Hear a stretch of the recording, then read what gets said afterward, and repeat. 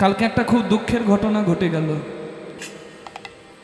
আজকে 22শে জুলাই নাকি বাবা? কাল গেছে 21শে জুলাই। যদিও আমাদের দেশের ঘটনা নয়, বাংলাদেশের ঘটনা, তবুও সবার জেনে রাখা উচিত। খুব মর্মান্তিক, খুব দুঃখের কথা।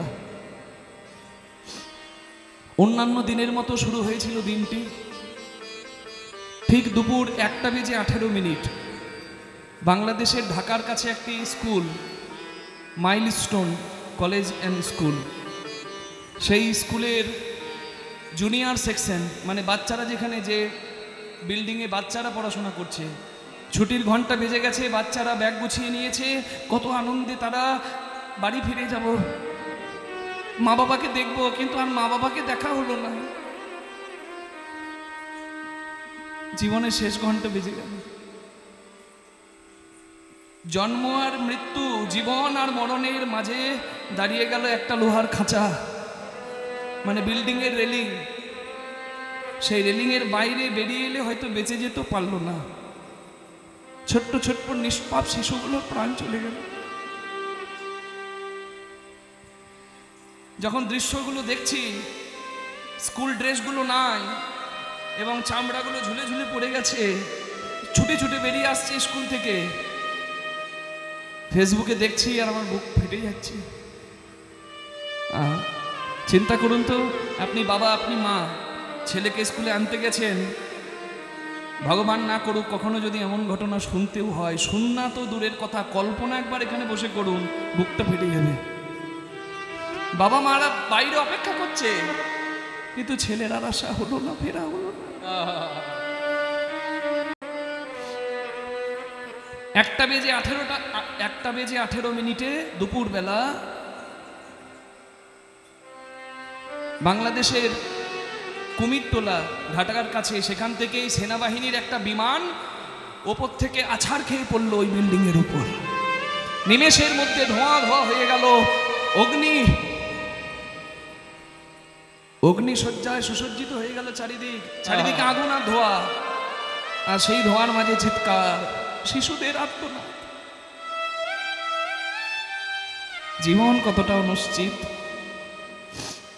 আমি বললাম কর্মসূত্রে সবাই বাধা। বলুন, এই জন্মে অনেক শিশুর প্রাণ গেল, যাদের এখনো জ্ঞান হয়নি ঠিক আর ভুলের, তারাও তো চলে গেল। আসলে কর্মফলে এই জন্মের নাই বা হলো, কৃত কর্মের ফলে সবাইকে আসা যাওয়া করতে হয় বাবা। এটা মেনে নেওয়া খুব কষ্টের। ওই জন্য আজকের এই লীলার নাম উত্তর গোষ্ঠ। সবাইকে চলে যেতে হবে, এটা হচ্ছে জীবনের সত্য। আর এই সত্যটা বোঝাবার জন্য আজকের এই লীলার আয়োজন, যার নাম ফেরত গোষ্ঠ, বা ঘরে যাওয়ার গান, বা ভগবানের কাছে যাবার গান। দুপুর 1:06 তৌফিক হোসেন নামে একজন পাইলট, সেনাবাহিনীর একজন পাইলট, যার 100 ঘন্টার বেশি চালানোর এক্সপিরিয়েন্স ছিল, কিন্তু একা কোনোদিন চালায়নি, সহ কর্মীদের সঙ্গে চালিয়েছে। কিন্তু আজকে প্রথমবার সে বিমান উড়াচ্ছিল, চাইনিজ বিমান। বাংলাদেশ সরকার কিনেছে চাইনিজ বিমান। এমনিতেই আমরা একটা কথা বলে থাকি না, ও বাবা, চীনার জিনিসের ভরসা করা দায়, নিতাই গৌর হরিবোল। তার প্রমাণ পেলাম ভারত পাকিস্তানের যুদ্ধে। পাকিস্তান মিসাইল পাঠাচ্ছে, মিসাইল সক্রিয় না হয়ে বাগানে পড়ে রয়েছে, নিতাই গৌর হরিবোল, ফাটছেও না। চাইনিজ জিনিসের ভরসা করা খুবই বিপদ, জয়রাধে। আর তার প্রমাণ এই বাংলাদেশে।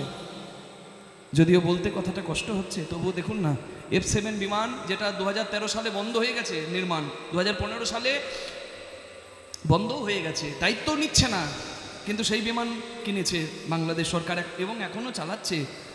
এটা খুব কষ্টের, কারণ ভারতে কিছুদিন আগে একটা এয়ার ইন্ডিয়া প্লেনের, যে প্লেনে আমরা লন্ডন যাব এই 30শে জুলাই সকাল 8:20 ফ্লাইটে, এই 1 মাস পরে আমরা যাচ্ছি। 1 মাস আগে ওই দিনে যদি আমরা যেতাম, নিতাই গৌর হরিবোল, আর সকালে আর হরিবোল, পরের দিনে সূর্য দেখা আমাদেরও হতো না। তা জীবন অনিশ্চিত, কার জীবনে কখন কি দুঃখ নামবে কেউ জানে না, হরিবোল। 1:06 পাইলট বিমানটা ওড়ালো, কিন্তু শোনা যাচ্ছে নাকি যান্ত্রিক ত্রুটির কারণে, আরও গবেষণা হবে, আরও অনুসন্ধান হবে, যান্ত্রিক ত্রুটির কোনো কারণে বিমানটাকে কন্ট্রোল করতে পারা গেল না। সে হয়তো চেয়েছিল প্রত্যেক সেনাবাহিনীই চায় দেশের নাগরিকের সুরক্ষা থাকুক। সেও চেয়েছিল হয়তো বাইরে চলে যাব, কিন্তু পারল না, সে রক্ষা হলো না। কারণ ঢাকা হচ্ছে মেন শহর, যেমন আমাদের কলকাতা, যেমন আমাদের মুম্বাই, দিল্লি, তেমন বাংলাদেশের ঢাকা। ওখানে ওই স্কুলের ওপর বিমানটা ভেঙে পড়লো। 171 জন আহত, তার মাঝে বহুজন মারা তো যাবেই। কারণ যার একবার শরীর আগুনে পুড়ে যায় বাবা, তার বহু রকমের রোগ এসে যায় আস্তে আস্তে, কিন্তু কদিনের মধ্যে অনেকেই মারা যাবে, শুনতেও পাবেন আপনারা। অন স্পট মারা যায় 22 জন, তার মধ্যে 17টা শুধু নিষ্পাপ শিশু। কালকের ঘটনা। বাইরের গেটে দাঁড়িয়ে বাবা অপেক্ষা করছে, আমার ছেলে আসবে, বাবা বলে বুকে জড়িয়ে ধরবে, বাবা অপেক্ষাই করছে, ছেলে আর আসছে না। জীবনের সব থেকে কষ্ট যন্ত্রণাই হচ্ছে সন্তান শোক। পয়সা কমল কমলেন পয়সা কমলেন বিভাতি সর, শশী নাচ নিশা নিশায়াচ শশী, শশী না নিশায়াচ বিভাতি নভ, কবি নাচ বিভু বিভু নাচ কবি, কবি না বিভু নাচ বিভাতি সদ। মহাকবি কালিদাস তার অপূর্ব লেখনী। মহাকবি কালিদাসকে বলা হয় সরস্বতীর বরপুত্র। অন্যান্য পণ্ডিতগণ সামনে একটা কাঠ পড়ে থাকলে বলতেন শুষ্কং কাষ্টং তিষ্ঠতি অগ্রে, মানে শুকনো কাঠ সামনে পড়ে আছে, মানে খোঁচা খোঁচা। শুষ্কং কাষ্টং তিষ্ঠতি মানে যেমন খোঁচা দিচ্ছে আর কি, প্রেম নাই ভাষার মধ্যে।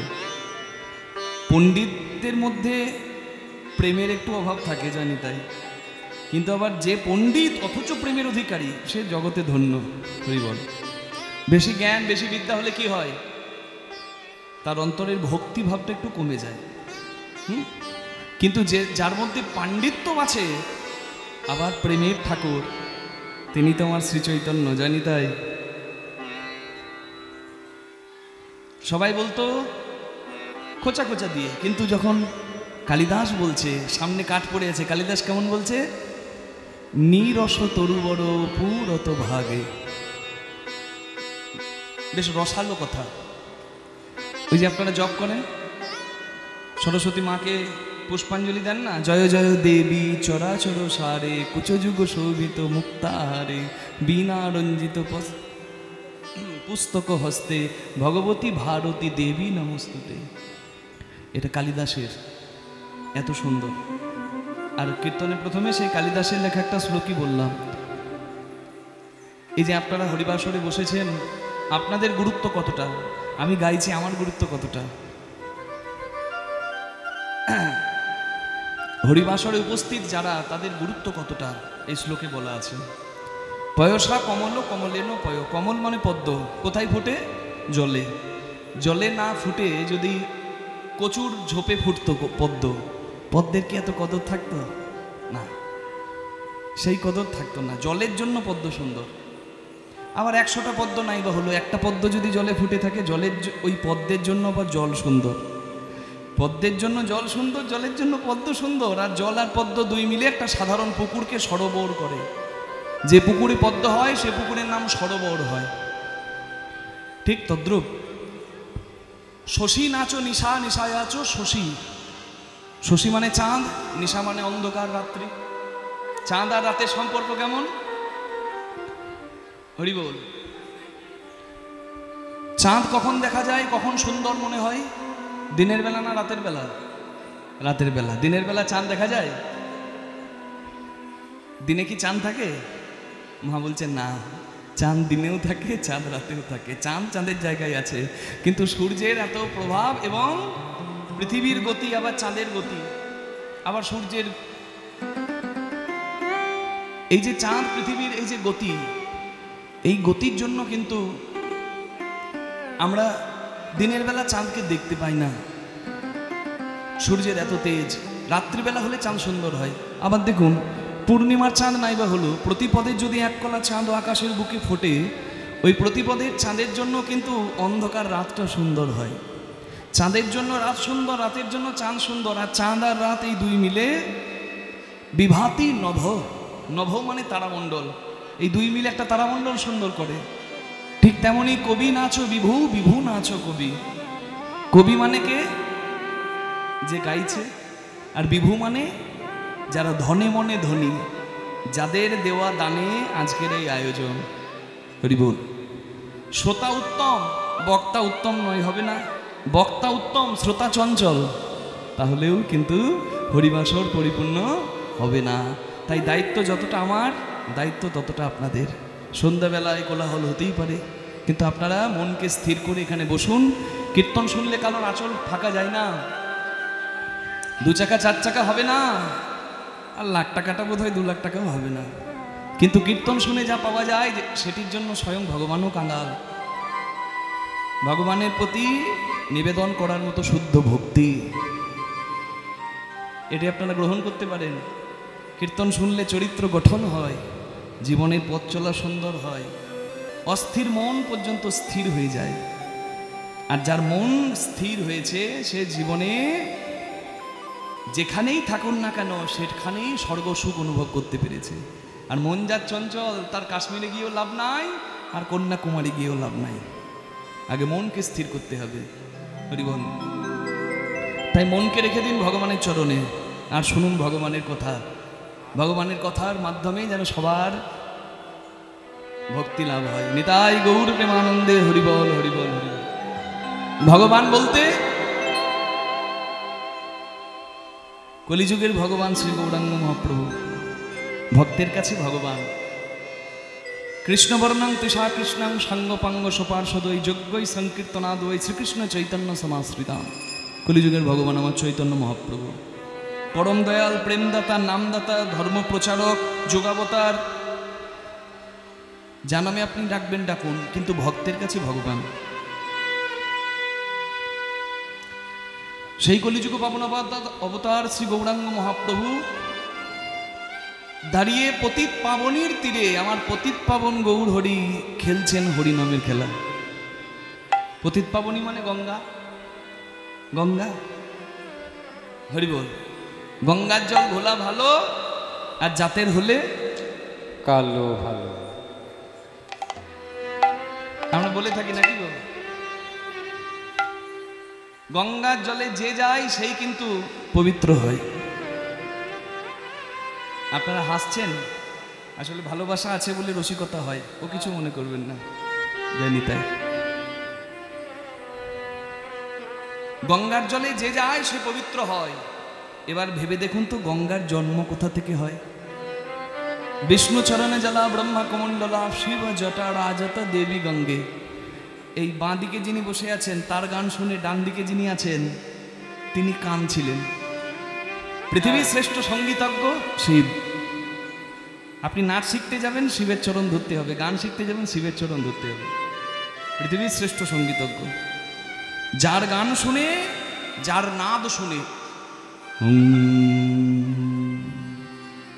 যার নাদ শুনে মোমের পুতুল যেমন বলে যায় ভগবানের অঙ্গ গলে গিয়েছিল, আর মোমের পুতুল গললে যেমন মোম গড়িয়ে পড়ে, বিষ্ণু গলা জল বিষ্ণুর দক্ষিণ চরণ দিয়ে বেরিয়েছিল।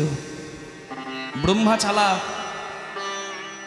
সেই জলকে কুমণ্ডলে ধারণ করে, সেই জলকে জটা জালে মহাদেব আবদ্ধ করে, আর সেই জল হিমালয় ভেদ করে জাহ্নবী নাম ধরে কপিল মুনির আশ্রমে গিয়ে সগর বংশের সন্তানদের উদ্ধার করে মা গঙ্গা রূপে পতিত পাবনী হয়ে সকলকে কৃপা করেনি। তাই গৌর হরি হরি বল।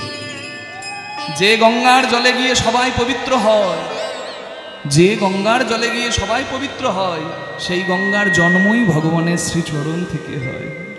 তাহলে বুঝতে পারছেন তো, গঙ্গায় সবাই যদি জায়গা পায়, ভগবানের চরণেও সবার জায়গা হবে। হরি বল।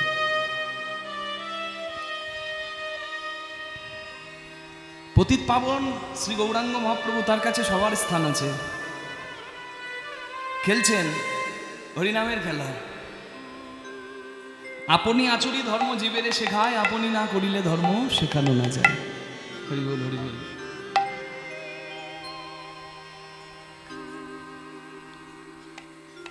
কি করতে এসেছো আর কি করলে? হরি বল। এটা মানুষ ভুলে গিয়েছে, তাই মানুষকে স্মরণ করালেন আমার গৌরাঙ্গ। নামদাতা, প্রেমদাতা, চৈতন্যদাতা। নামদাতা কেন? নাম বিলিয়েছেন। প্রেমদাতা কেন? নামের সঙ্গে প্রেম বিলিয়েছেন। আর চৈতন্যদাতা কেন? অচৈতন্য মানুষকে জাগিয়েছেন। যে ঘুমিয়ে আছে তাকে ঠেলে দিলে জাগানো যায়, কিন্তু জেগে জেগে যে ঘুমায় তাকে জাগানো বড় দায়। কলির মানুষ জেগে জেগে ঘুমায়, এরা জ্ঞান অন্ধ। হরি বল। তাই তো গৌরাঙ্গ মহাপ্রভু বললেন ওই যে কবিগুরুর ভাষায়,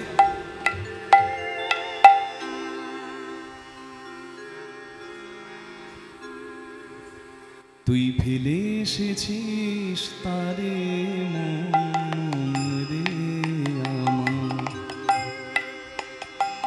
তাই জনম গেল শান্তি পেলি না রে মন রে আমার। তুই ফেলে এসেছিস কাঁদে রে মন, মন রে আমার। তুই ফেলে এসেছিস কাঁদে রে মন, মন রে আমার। কৃষ্ণ ভজিবার তরে সংসারে আইল, মিছায় মায়ায় বদ্ধ হয়ে বৃক্ষ সম হইল। এরপরে লাইনগুলো আপনারা জানেন তো, বলুন। ফলরূপে পুত্র কন্যা ডাল ভাঙি পড়ে, কাল রূপে সংসারে পক্ষ বাসা করে। আমরা জানি, কিন্তু ওই যে বললাম জ্ঞান অন্ধ। হরি বল। যে পথ দিয়ে চলে এলি সে পথে এখন ভুলে গেলি রে, কেমন করে ফিরবি তাহার দ্বারে মন রে আমার। তুই ফেলে এসেছিস কাঁদে রে মন, মন রে আমার। তুই ফেলে এসেছিস কাঁদে রে মন, মন রে আমার। জীবন পথে চলতে চলতে বারবার স্মরণ হয়, কিন্তু তবু আমাদের চৈতন্য নাই। একদিন হরিনাম শুনছি, চৈতন্য হচ্ছে, আবার বাড়িতে গিয়ে সব ভুলে যাচ্ছি, পুনরায় মুশিক ভব। সৎসঙ্গ করছি, সৎ হবার ইচ্ছা জাগছে, কিন্তু পরোক্ষে আবার সেই ইচ্ছা চলে যাচ্ছে। ইঙ্গিত দেয়, বিপদের ইঙ্গিতও ভগবান দেয়, কিন্তু আমরা বুঝতে পারি না।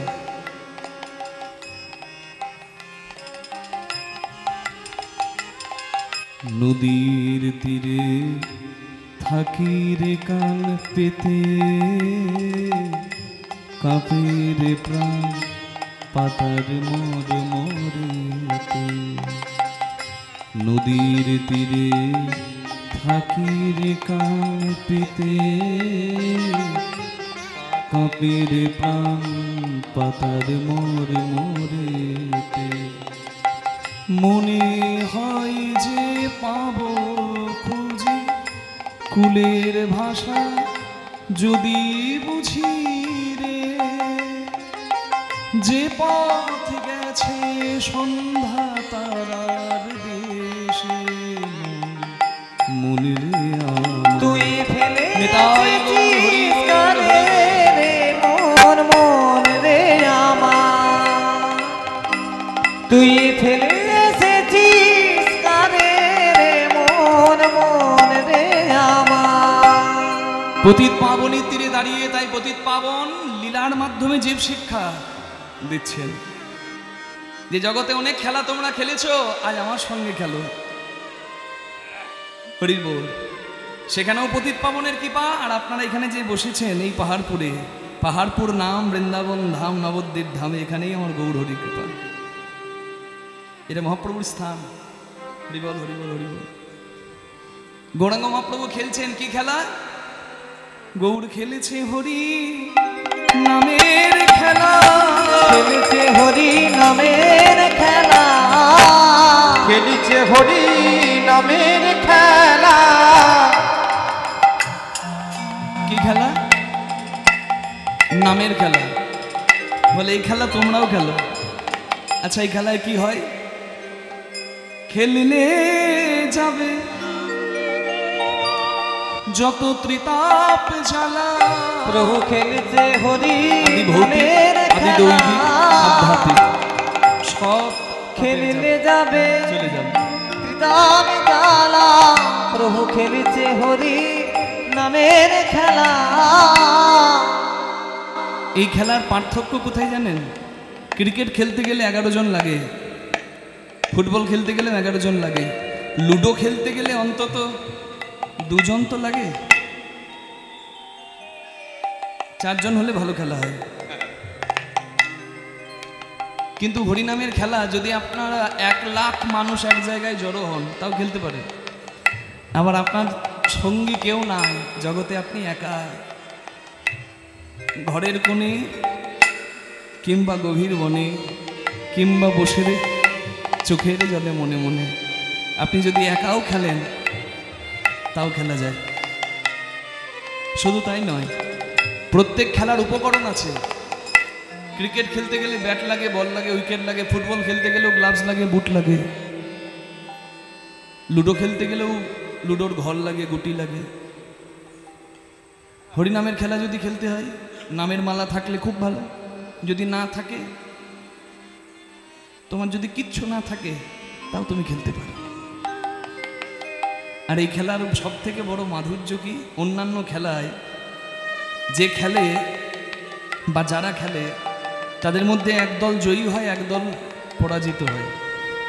যাদের জয় হয় তাদের খুব আনন্দ হয়, কিন্তু যাদের হার হয় তাদের খুব দুঃখ হয়।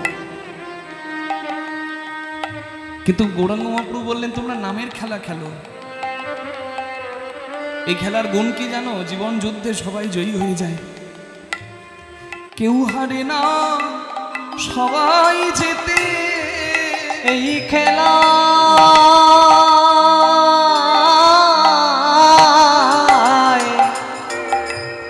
খেলায় কেউ হারে না, সবাই জেতে। যেজন হরি নামে খেলাতে মাতে, খেলায় কেউ হারে না, সবাই জেতে। যেজন হরি নামে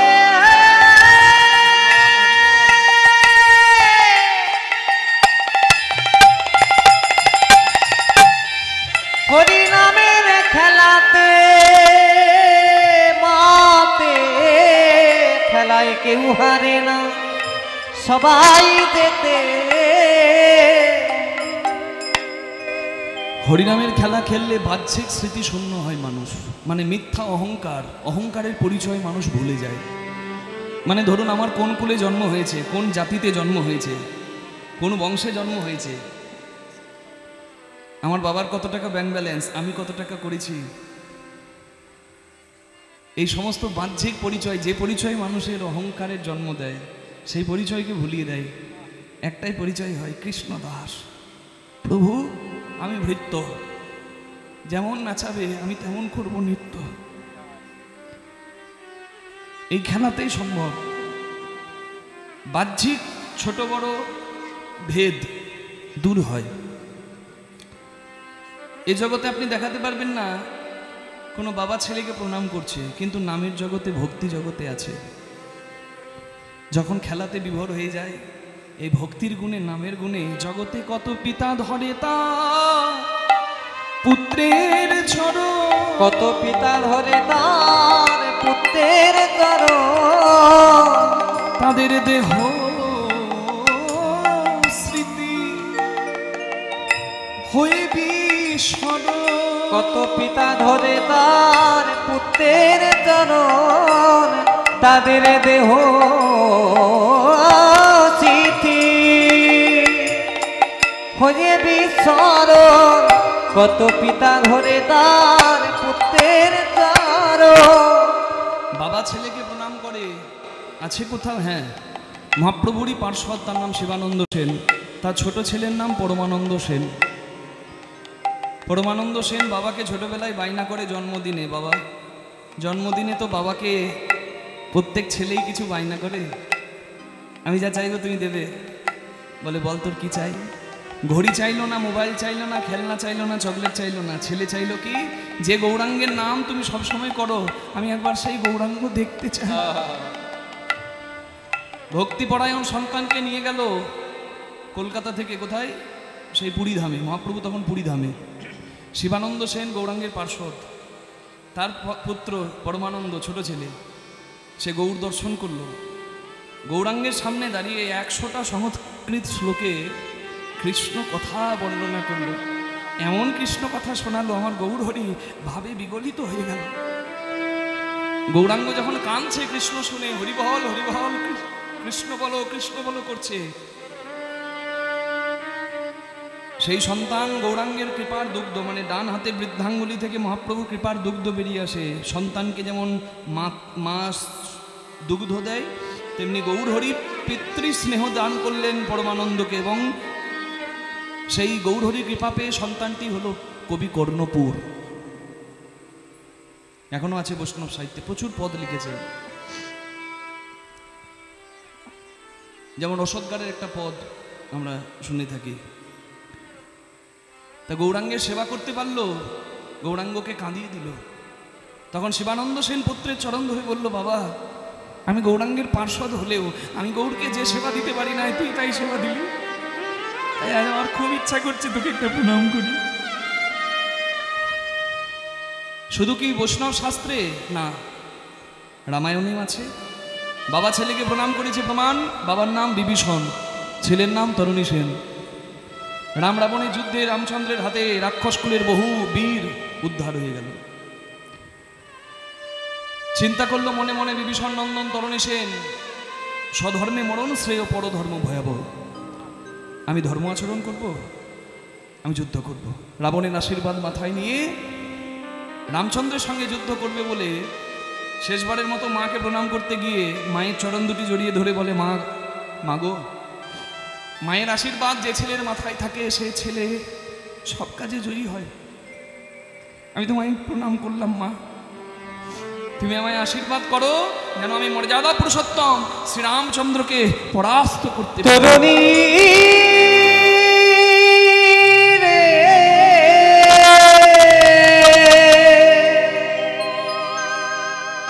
সন্তানের মুখে আঙুল দিয়ে বলে, চুপ কর, কি বলছিস তুই? বাবা রামচন্দ্র ভগবান, ভগবানকে কি কেউ হারাতে পারে? তাকে হারানো যায় না, তাকে জয় করা যায়। কথা একই কিন্তু অনেক পার্থক্য। হারিয়ে দেওয়া আর জয় করে নেওয়া দুটোর মধ্যে অনেক পার্থক্য। তুই যখন স্থির যুদ্ধ করতে যাবি, আমি তোকে বাধা দেব না। ভালো করে জানতো মা, ছেলে যুদ্ধ করতে গেলে আর ঘরে ফিরবে না, উদ্ধার হয়ে যাবে, ছেলের মুখ আর জীবনে দেখা হবে না। কিন্তু মা বাধা দিল না, কারণ জন্মেছে সবাই, চলে যাবে সবাই, কিন্তু স্বয়ং ভগবানের হাতে উদ্ধার পাবার ভাগ্য খোঁজনা রয়। বৈকুণ্ঠের দরজার দারোয়ান জয় আর বিজয় পরম হরিভক্ত সনকাদি ব্রাহ্মণগণের অভিশাপে অভিশপ্ত হলেন। ভগবানের কাছে এসে কাঁদছেন, প্রভু আমরা অভিশাপ পেয়েছি, তোমাকে ছেড়ে মর্তলোকে যাব, তুমি বলো কিভাবে আবার উদ্ধার পাবো। জয় বিজয়কে দেখে ভগবান বললেন, আমার বন্ধুত্ব করলে 3 জন্ম লেগে যাবে উদ্ধার পেতে, আর আমার সঙ্গে যদি শত্রুতা করো, আমার সঙ্গে বন্ধুত্ব করলে 100 জন্ম লেগে যাবে উদ্ধার পেতে, 100 জন্ম লেগে যাবে, কিন্তু আমার শত্রুতা করলে মাত্র 3 জন্মে উদ্ধার পেয়ে যাবে। চৈতন্য চরিতামৃতে বলে 4 জন্ম, ভাগবতে বলে 3 জন্ম। বলে তোমার সঙ্গে শত্রুতা করে যদি তাড়াতাড়ি তোমার কাছে ফিরে আসতে পারি, তাহলে তোমার শত্রুই হব। জন্মে জন্মে শত্রু হয়ে এলেন পরম হরিভক্ত জয় বিজয়। সত্য যুগে হিরণাক্ষ হিরণ্যকশিপু রূপে, ত্রেতা যুগে তারা এলেন রাবণ কুম্ভকর্ণ রূপে, দাপর যুগে তারা এলেন শিশুপাল দন্তবক্র রূপে, আর কলিযুগে চৈতন্য চরিতামৃতের ভাষায় তারাই এসেছিল জগাই মাধাই হয়ে। তাহলে ভগবানের শত্রু যারা, তারাও ভগবানের ভক্ত। ওই যে হরি বল। কর্ম বিপাকে গতাগতি পুনঃ পুনঃ মতিরহুত পদসঙ্গ। কর্মক্ষেত্রে সবাই আসবে। ছেলে যাচ্ছে যুদ্ধ করতে, মা সাজিয়ে দিল ছেলেকে শেষবারের মতো। আর তো সাজানো হবে না। কিভাবে সাজালো? যে আমার ছেলে যখন উদ্ধার হবে, তখন যদি ভক্ত সাজে উদ্ধার হয় তাহলে শ্রীরামের চরণ পাবে। তাই ভক্তের সাজে সাজিয়ে দিল। সারা গায়ে রাম রাম রাম রাম রাম রাম নাম লিখে শেষবারের মতো সন্তানকে জড়িয়ে ধরে আশীর্বাদ করে বলল, যা, যে সাজে আমি তোকে সাজিয়ে দিয়েছি সেই সাজে তুই একেবারে তোর গন্তব্যে পৌঁছে যাবি বাবা, তুই জয় করবি রে। মায়ের আশীর্বাদ মাথায় নিয়ে বিভীষণ পুত্র তরণীসেন এলো সম্মুখ সমরে শ্রীরামচন্দ্রের সঙ্গে যুদ্ধ করতে। প্রবল পরাক্রমী তরণীসেন, কিন্তু শ্রীরামচন্দ্রের সঙ্গে তুলনাই হয় না। রামচন্দ্র বিভীষণের কথাতে, তিনি তো মর্যাদা পুরুষোত্তম, পিতার কাছে অনুমতিটা নিয়ে নিলেন। বিভীষণকে বললেন, বিভীষণ, কি সুন্দর ছেলে, সারা গায়ে রাম নাম লেখা, মনে হচ্ছে আমার কোনো ভক্তের সন্তান, তুমি ওর পরিচয় বলো তো। বিভীষণ পরিচয় গোপন করলেন। বিভীষণ জানতেন যে রামের হাতে উদ্ধার যে পাবে তার মতো ভাগ্যবান আর দ্বিতীয় কেউ হবে না। বিভীষণ বললেন, প্রভু, তুমি ওর মায়াবী রূপ দেখে ভুলো না, তুমি ওকে ক্ষমা করলে ও ক্ষমা না করতে পারে, ও তো রাক্ষস কুলের মায়াবী, তুমি ওকে উদ্ধার করো। নিজের পুত্রের মৃত্যু কামনা করলেন বিভীষণ। আপনারা বলেন ঘরশত্রু বিভীষণ, কখনো বলবেন না। স্বার্থপর বাবা শাক দিয়ে মাছ ঢাকার মতো ছেলের দোষ ঢাকে দেয়। বিভীষণ চাইলে সন্তানকে বাঁচিয়ে দিতে পারত, কিন্তু বিভীষণ ধর্মকে শিরে ধার্য করল, নিজের প্রতিজ্ঞা, নিজের সত্যকে সর্বশ্রেষ্ঠ স্থানে দেখল। নিজের ছেলে বলে আমি দুধে জলে মিশিয়ে দেব, তা করল না। বিভীষণের কাছে অনুমতি নিল যুদ্ধ করতে করতে শ্রীরামচন্দ্র। বিভীষণ, তবে একে কিভাবে পরাস্ত করা যায়? ব্রহ্মাস্ত্র নিক্ষেপ করলেন বিভীষণের কথায় শ্রীরামচন্দ্র, আর ওই রামচন্দ্রের বাণে শিশু তরণীসেনের মাথা কাটা গেল। কাটা মুন্ড গড়িয়ে গড়িয়ে শ্রীরামচন্দ্রের চরণ সম্মুখে এলো। মৃত্যুকালেও ওই কাটা মুখ থেকে ধ্বনিত হচ্ছে শ্রীরামের নাম, শ্রীরাম রাম রাম, শ্রীরাম রাম রাম, শ্রীরাম রাম রাম, শ্রীরাম রাম রাম, শ্রীরাম রাম রাম, শ্রীরাম রাম রাম।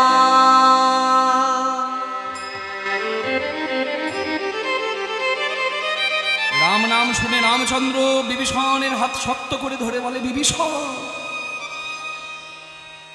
এ তুমি কি করলে? যে ছেলে মরণকালে আমার নাম করে মরে, তুমি বললে সে আমার শত্রু। না না না, আমার মন বলছে সে নিশ্চয়ই আমার কোনো ভক্তের সন্তান। এই ছেলে কে? এতক্ষণ বুকটাকে পাথর করে রাখলেও আর পারল না বিভীষণ। জীবনে সব থেকে যন্ত্রণা হলো সন্তান শোক। বিভীষণ দাঁড়িয়ে দাঁড়িয়ে ছেলের মৃত্যু দেখল, কিন্তু আর শক্ত করে রাখতে পারল না বুকটাকে।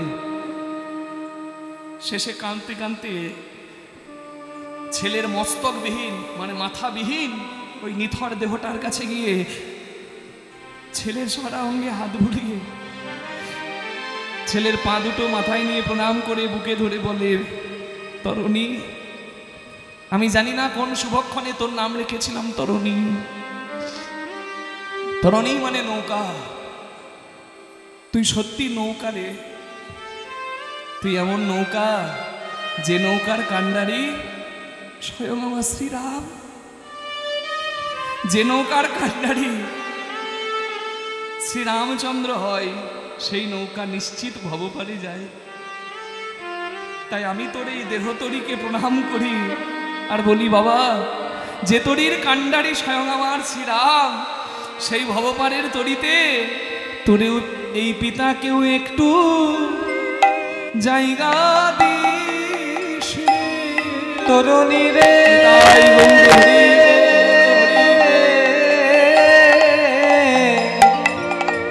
তোরে পিতাকে একটু জায়গা দিস রে। তরুণী রে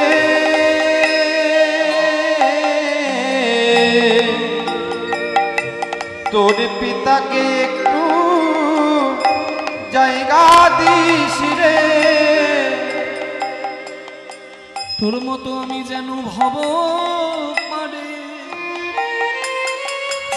চলে যেতে পারি। তোরে পিতাকে একটু জায়গা দিস রে। এই দেখুন বাবা হয়েও ছেলেকে প্রণাম করলো কেন? ভক্তির জগতে, নামের জগতে এগিয়ে গেছে। মরণকালে বিষয় চিন্তা করে সবাই। তরণী সেন এমন ছেলে মরণকালে রাম নাম করেছে, হরি বল হরি। তাহলে সে তো উত্তম। তাই মহাপ্রভু বললেন হরিনামের খেলা খেলা। খেলাটা একটু আলাদা। বৃন্দাবনের খেলা ছিল, আবার নবদ্বীপেও মহাপ্রভু খেলছেন। খেলাটা একটু আলাদা। রাম অবতারে খেলেছেন, কৃষ্ণ অবতারে খেলেছেন, আবার নবদ্বীপেও খেলছেন। বৃন্দাবনের খেলা ছিল মাঠে দৌড়া দৌড়ি, বৃন্দাবনে খেলা ছিল মাঠে দৌড়া দৌড়ি। বৃন্দাবনের খেলা ছিল মাঠে দৌড়াদৌড়ি। বৃন্দাবনে খেলা ছিল মাঠে দৌড়া দৌড়ি। নবদ্বীপের খেলা হলো ধুলাই গড়া গড়ি। নবদ্বীপের খেলা হলো ধুলাই গড়াগড়ি। নবদ্বীপের খেলা হলো ধুলাই গড়াগড়ি। ধুলি নয় ধুলি নয় গোপী পদ রেণু। ধুলি নয় ধুলি নয় গোপী পদ রেণু। ধুলি নয় ধুলি নয় গোপী পদ রেণু। ধুলি নয় ধুলি নয় গোপী পদ রেণু। যে ধুলা মেখেছিল নন্দ সুত, যে ধুলা মেখেছিল নন্দ সুত কানু। ধুলা মেখেছিল নন্দ সুত কানু। ধুলা মাখরে ধুলা মাখরে মাখরে মাখরে মাখরে মাখরে। মাখরে মাখরে। আমি মাখতে বললাম, অনেকে আবার মেখেও নিল।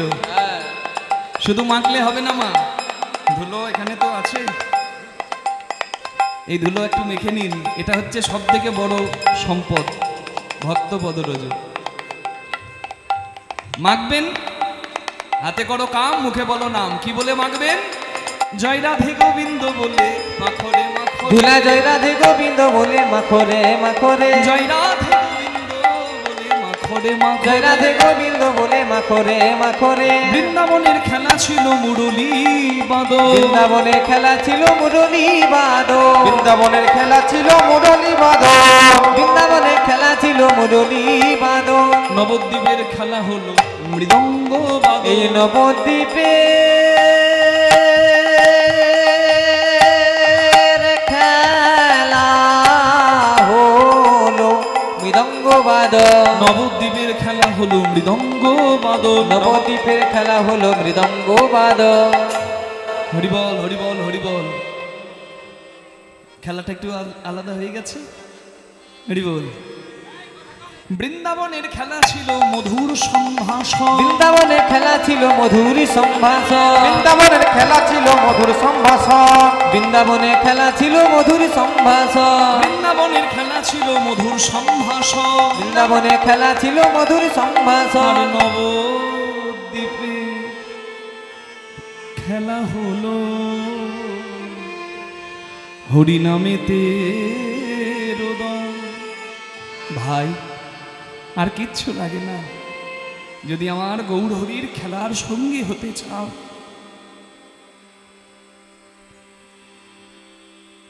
শুধু একটা ছোট্ট কাজ করলে হয়।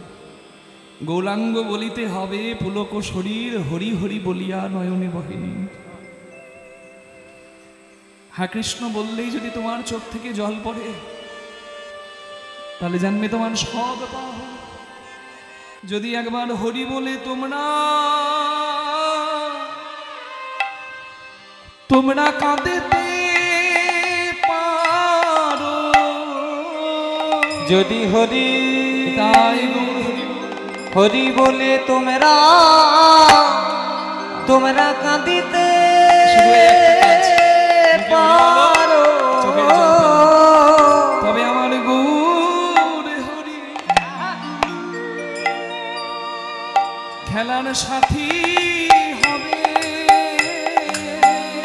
যদি তোমরা কেউ হরি বলে কাঁদিতে পারো আমার প্রভুর খেলার সাথী হবে।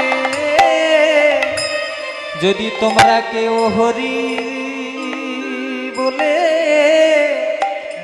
বলে কাঁদিতে পারো। গৌরাঙ্গ মহাপ্রভু খেলছেন সুরধনির তীরে, নিজে খেলে জগৎকে আসল খেলাটা শিখিয়ে দিলেন। কারণ এই খেলা খেলতে খেলতে একদিন জীবনের শেষ দিন তোমার নেমে আসবে। আর অভ্যাসের গুণেই কিন্তু শেষের দিনে বদনে হরিনাম আসে। আজকে অভ্যাস না করলে আসবে না। অভ্যাসের দাস সবাই, তাই আজ ছোট থেকে অভ্যাস করে নিতে হয়।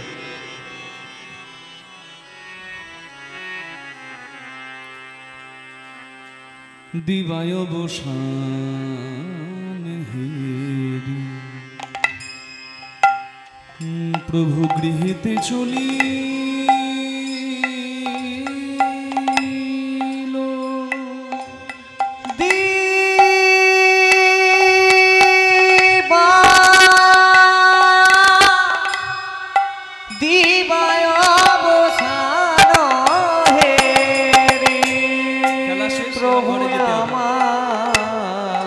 পূর্ব দিকে সূর্য, পশ্চিম আকাশে অস্ত যায়।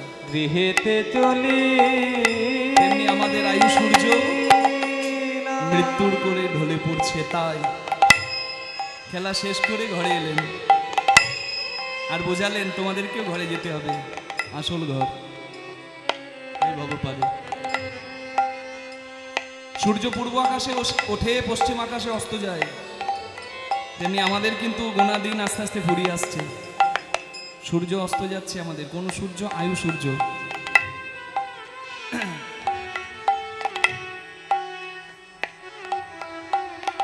কি ঠাকুমা, অনেক বয়স হলো? কি মা, অনেক বয়স হলো তো? মা বলছে হ্যাঁ বাবা অনেক বয়স হলো।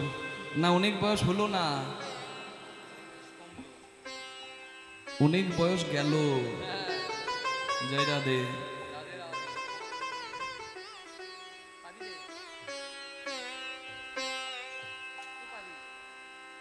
গোনা দিন ফুরিয়ে গেল। বয়স কারোর বাড়ে না, বয়স কমে।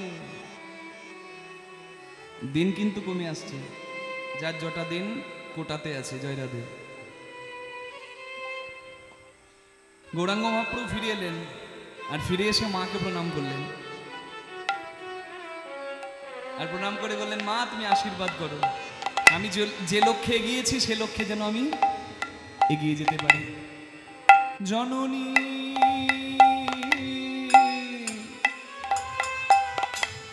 চরণে আসি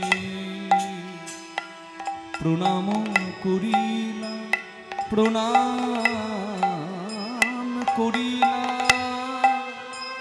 প্রণাম করি। ওই জননী চরণে আছে প্রণাম করিলা, প্রণাম করিলা, প্রণাম করিলা। মায়ের চরণে এসে প্রণাম করে মাকে বলে, মা আমায় আশীর্বাদ করো মা, আশীর্বাদ করো মা, আমায় আশীর্বাদ করো মা, আশীর্বাদ করো মা। এই আমার পাগল ছেলে, হ্যাঁ সারাদিন ধেই ধেই করে হরিনাম করবে, নাচবে, কাঁদবে, আর মায়ের কাছে এসে বলবে মা আশীর্বাদ করো। নিমাই কি আশীর্বাদ করবো রে বাবা তোকে? বলে মা গো তুমি আমায় এইটুকু আশীর্বাদ করো যেন কৃষ্ণ বলে, যেন কৃষ্ণ বলে কাঁদতে পারি, আশীর্বাদ করো মা। কৃষ্ণ বলে কাঁদতে পারি, আশীর্বাদ করো মা। ধুলাই গড়াগড়ি দিতে পারি, আশীর্বাদ করো। ধুলাই গড়াগড়ি দিতে পারি, আশীর্বাদ করো মা। বল। মাকে প্রণাম করে মাকে বড় করলেন। ভগবান যুগে যুগে মাকে বড় করে। মায়ের কথা যত বলবো তত কম। আজকে আমি এখানে এসেছি কীর্তন গাইতে। মা আমার জীবনে, আমার এই জায়গায় আসাতে যার সব থেকে বড় অবদান, যার সব থেকে বড় ত্যাগ, সে হলো আমার মা। আমার বাবা কীর্তন গায়ক, আমার মাও কীর্তন গায়িকা। আমি খুব ভাগ্যবান। যে মাটিতে কুকুরেও প্রসাদ পায় সেই ময়না ডালের মহাপ্রভুর মাটিতে আমার জন্ম হয়েছে। ধন্য ময়না ডাল, ধন্য মহাপ্রভু। আর সেই মাটিতে জন্ম নিয়ে এই অধম ধন্য। ময়না ডালের মহাপ্রভু ভুল করো না দেখতে কহু, বাউল সম্রাট পূর্ণদাস গেয়েছেন বীরভূমের বাউলে।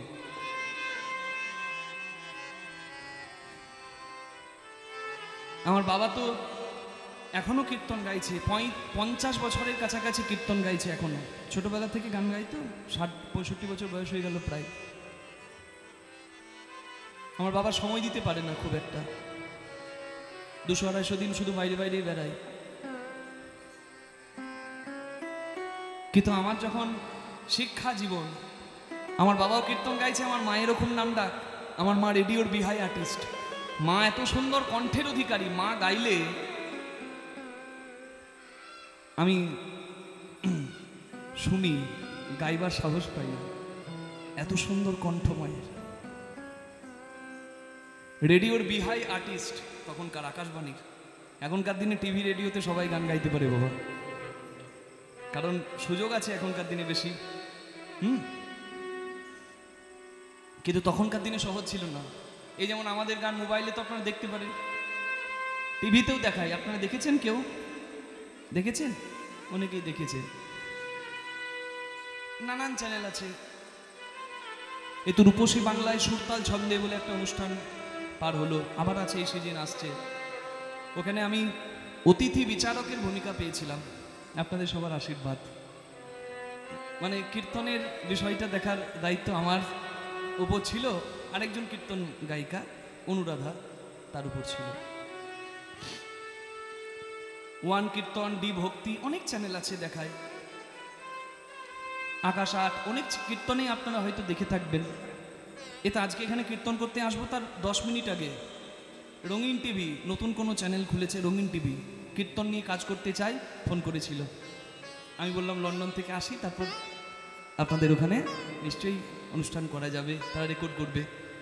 তো দেখুন এখনকার দিনে কিন্তু খুব সহজ। মা আমাদেরকেও খুঁজে পেয়ে যায়, আবার আমরাও কিন্তু যদি কোথাও চেষ্টা করি, আমরাও কিন্তু তাদের সন্ধান তাড়াতাড়ি পেয়ে যাই। ডিজিটাল যুগ, খুব সোজা। কিন্তু আমার মায়ের সময় অত সহজ ছিল না।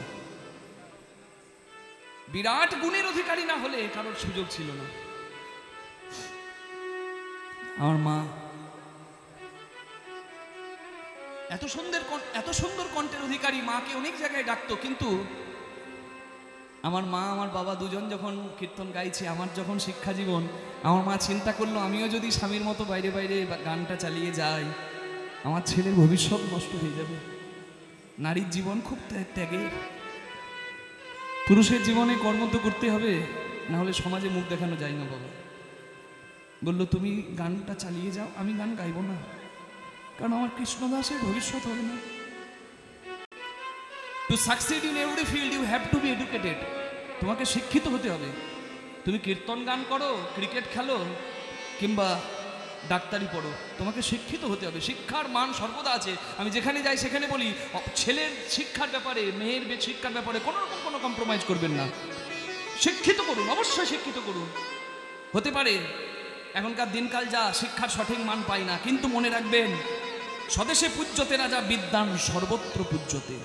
বিদ্যার জয় সবাই দেবে, তাই শিক্ষিত করতে হবে অবশ্যই।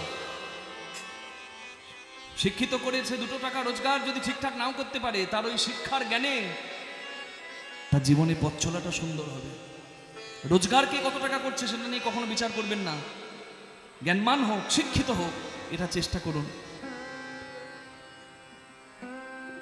আমার মা গান বন্ধ করে দিল, 4 দেওয়ালের মাঝে নিজেকে আটকে ফেললো। বাইরে বেড়ানো মানুষটা 4 দেওয়ালের গণ্ডিতে নিজেকে আটকে ফেললো। আমি যখন কীর্তন গান শুরু করি প্রথম, আমার সঙ্গে আমার মা আসতো। হ্যাঁ, আঙুল ধরে পথটা চিনিয়েছে। আমি কেমিস্ট্রি অনার্সের স্টুডেন্ট। আমি দুর্গাপুরে পড়াশোনা করতাম, আমার মা আমাকে নিয়ে ওখানে থাকতো, আমার বাবা দেশে থাকতো। কেমিস্ট্রি পড়তে পড়তে ওই বিজ্ঞানের সঙ্গে আমার আবার ওই যে বলে না মহাপ্রভু টেনে নেয়, মহাপ্রভু কৃপা করে। এই ময়না ডালে দেখবেন হাত তুলে আছে আমার গৌরাঙ্গ মহাপ্রভু, বলে বাবা তোর হরি নামই হবে, হরি বল। অন্যান্য সব দিক বজায় রেখেছিলাম, কিন্তু এই পথে এত ভালোবাসা পেয়ে গেলাম, এই পথের জন্য আমি সব কিছু পরিত্যাগ করে দিলাম। ভালো চাকরির রুরাল ডেভেলপমেন্ট ডিপার্টমেন্টে, সেখানেও পরিত্যাগ করলাম। হরি বল। একটা মজার কথা বলি, আমার মা যখন কীর্তনের আসরে প্রথম আমার সঙ্গে যেত, আমি যেখানেই গান গাইতাম, কীর্তনের শেষে মা আমার জন্য গরম দুধের ব্যবস্থা করে দিত। আমি মাকে বলি, ও মা, এ নতুন নতুন জায়গায় কীর্তন গাইতে আসছি, এ তুমি দুধ পাচ্ছ কোথায়? হ্যাঁ, অনেক জায়গায় কীর্তন গাইতে যাই, চায়ে একটু দুধ জুটে না। হরি হরি। হ্যাঁ, আবার জিজ্ঞাসা করে একটু চা খাবেন না, জিজ্ঞাসাই করছে খাবেন না, লজ্জার মাথা খেয়ে কি করে বলবো না খাবো? হ্যাঁ গো। তাই বলি তুমি গরম দুধ কোথা থেকে ব্যবস্থা করো? বলে ছেলের গান গাইতে গাইতে গলায় ব্যথা হয়, আর কেউ না বুঝুক মা তো বুঝে রে। হ্যাঁ, ছেলের কষ্ট দেখলে মা মাটিটা ফাটিয়েও ব্যবস্থা করে আনবে। সত্যিই তাই। আমি আমার মায়ের কথা বলে মাতৃ জাতিকে বড় করলাম। মা, আমার মা আমার কাছে যেমন, আপনার মা আপনার কাছে তেমন। মায়ের কোনো বিকল্প হয় না, মা মা হয়। আমি 1 লক্ষ টাকা বডিগার্ড রাখতে পারি, 1 লক্ষ টাকা বেতন দিয়ে বডিগার্ড রাখতে পারি, কিন্তু ডাকাত আমার সর্বনাশ করতে ঢুকলে ও বডিগার্ডও পালিয়ে যেতে পারে। টাকার কাছে বডিগার্ডও বিক্রি হয়ে যেতে পারে, কিংবা বডিগার্ড নিজের বডি বাঁচাতে পালিয়ে যেতে পারে। কিন্তু ওই 80 বছরের বুড়ো যার নাম বাবা, সে যতক্ষণ ঘরে আছে না, আমার সর্বনাশ করার আগে ডাকাতের দলের কাছে সে বুকটা পেতে দিয়ে বলবে, আমার খোকাকে কিছু করার আগে আমার সঙ্গে কথা বলবে। সেই মা বাবাকে যেন কখনো কেউ কাঁদাবেন না। আমার চৈতন্য মহাপ্রভু কাঁদায়নি, কৃষ্ণ ভগবানও মা বাবাকে অমর্যাদা করেনি। আপনি মর্যাদা দিন, আপনি সম্মান করুন, মা বাবার আশীর্বাদে আপনার জয় জয় হবে, জয় জয় হবে। আর কারোর কথায় মা বাবাকে কষ্ট দেবেন না, সে যত বড়ই ভালোবাসার মানুষ হোক। নিতাই গৌর প্রেমানন্দে হরি বল, হরি বল, হরি বল, হরি বল। মেনে চলুন, আপনার আশীর্বাদ মাথায় পড়বে। জয় নিতাই। মাকে প্রণাম করে বলে আশীর্বাদ দাও। এবার আশীর্বাদ করতে গিয়ে সচিমা দেখে নিমাইয়ের সারা গায়ে ধুলো মাখা। সচিমা তো কাঁদতে শুরু করেছে, ও নিমাই, যে অঙ্গে তুলসী চন্দন দিতে আমার হাত কাঁপে, সে অঙ্গে ধুলো মাখানো কে? কে ধুলা দিয়েছে? বল বল, কে বা ধুলা দিয়েছে? কে ধুলা দিয়েছে? কে ধুলা দিয়েছে? আমার কাঁচা সোনার অঙ্গে বলো কে ধুলা দিয়েছে? কাঁচা সোনার অঙ্গে বলো কে বা ধুলা দিয়েছে? না না না, আমি আর যেতে দেব না, না না, আর যেতে দেব না। তখন অভিমানে সচি বলে, আর যেতে দেব না, অভিমানে সচি বলে, আর যেতে দেব না। সংকীর্তনে বিশ্বম্ভরে আর যেতে দেব না, সংকীর্তনে বিশ্বম্ভরে আর যেতে দেব না। সংকীর্তনে বিশ্বম্ভরে আর যেতে দেব না। রাখবো মোরা মিনার মাঝে আর যেতে দেব না, রাখবো আঙিনার মাঝে আর যেতে দেব না। রাখিব আঙিনার মাঝে আর যেতে দেব না। নিমাইয়ের সারা গায়ে ধুলো নিজের আঁচল করে ঝেড়ে দিয়েছে। হরি বল। ধুলি ধূসরিত অঙ্গ গদ গদ ধুলি ধূসরিত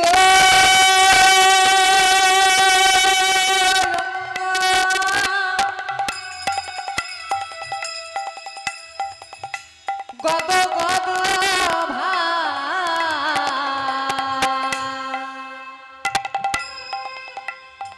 এই পদাবলী যিনি রচনা করেছেন তার নামে একবার হাত জোর করুন, এটা কৃতজ্ঞতা জানানো।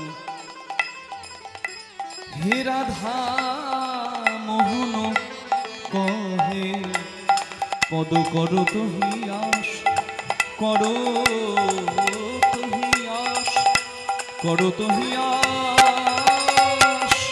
এ রাধা মোহন কহে করো তো হিয়া, করো তো হিয়া, করো তো হিয়া।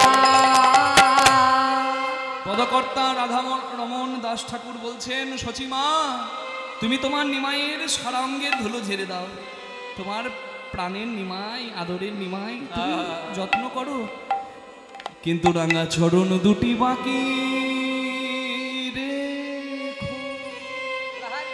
হে পতিত পাবন গৌর হরি, তোমার চরণে ধরে মিনতি করি, চরণে ছাড়া করো নানা চরণে ছাড়া করো না, চরণে ছাড়া করো না, চরণ ছাড়া করো না। পতিত পাবন গৌর হরি চরণ ছাড়া করো না। পতিত পাবন গৌর হরি চরণ ছাড়া করো না। তুমি পাবো আমি পতিত চরণ ছাড়া। তুমি পাবো না আমি পতিত চরণ ছাড়া করো না। প্রার্থনা করেছেন? অষ্টকালীন কীর্তনের অনেকগুলো লীলা আপনারা শুনলেন, প্রার্থনা করেছেন কি? যদি না করেছেন প্রার্থনাটা করে নিন। কেমন করবেন?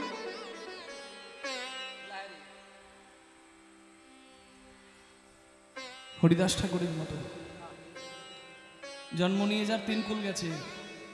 পুরীধামে যখন হরিদাস ঠাকুর দিনে 3 লক্ষ নাম জপ করে, আর গোবিন্দ নামে এক ভক্ত প্রসাদ এনে দেয় জগন্নাথের, সেই প্রসাদ গ্রহণ করে, সেই সময়কার কথা। গোবিন্দ ভক্ত প্রসাদ এনে দিয়েছে, হরিদাস ঠাকুর প্রসাদ গ্রহণ করছেন না। গোবিন্দ গিয়ে জানালো নিমাইকে, মানে আমার গৌর হরিকে। মহাপ্রভু তখন গম্ভীরায়,